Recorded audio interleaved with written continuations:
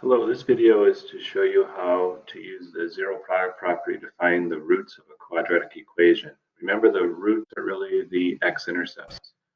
So in these two cases I'm going to show you today, we're going to use the idea of factoring. Now you could factor using generic rectangle or old school, either method that I showed you earlier this year. In this case, there's only one way to get 3x squared. It has to have a 3x and an x. And then if I look at the factors of 35, I'm going to use 5 and 7 to help me make this work. So if I put the 7 here and the 5 here, 21x and 5x can make 16, as long as the 21 is positive and the 5x is negative, because 21 minus 5 is 16. Just a quick review of the factoring.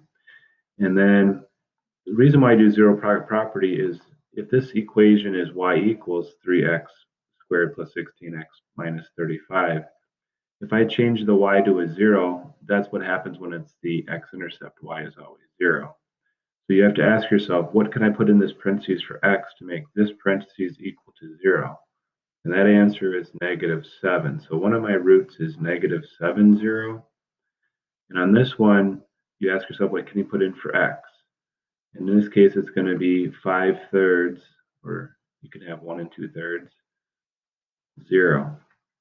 And again, if you're not able to do that in your head mental math, what you could do is make this parentheses equal to 0 and backtrack. And that's why I would add 5 and divide by 3. That's how I got 5/3.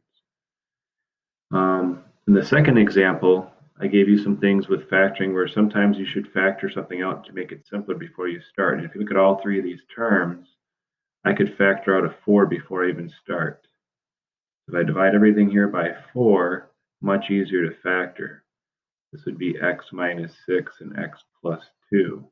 So again, by using the zero product property, I can make my y equal to 0 to find my roots, which are my x-intercepts.